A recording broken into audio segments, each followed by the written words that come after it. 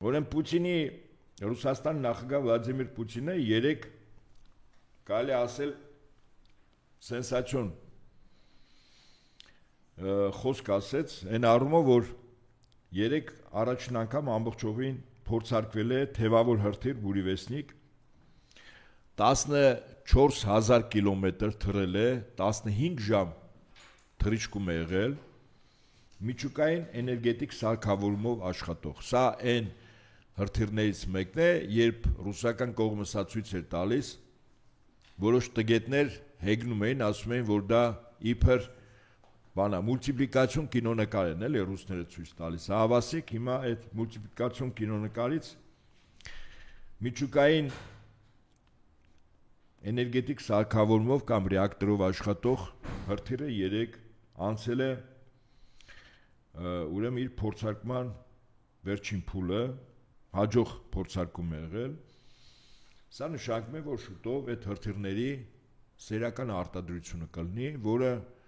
մեծ հաշվով ահուսարցափ է երկիր մոլորակի ցանկացած պետության գլխին։ Եթե դրան էլ ավելացնենք, որ նախորդ շաբաթվա սկզբին տեղի ունեցել Ռուսաստանի միջուկային ստրատեգիական զինատեսակներով զենքերի զորավարժություններ եւ Ռուսաստանի արևմուտքից հրթիռներ էին արձակվել այն փորձադաշտը, որտեղ պետք է պայթային, դա մոտ 8-9000 կիլոմետր էր դեպի Կամչատկա եւ այդ զորավարժություններով Ռուսաստանի նախագահը իրականում ցույց է տվել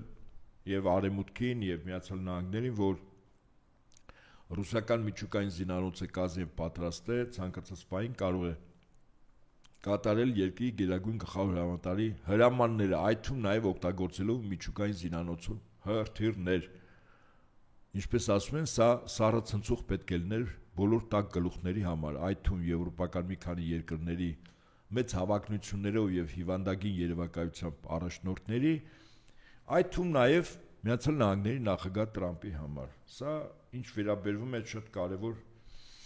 ուրեմն երեք նախորդ շաբաթ տեղի ունեցած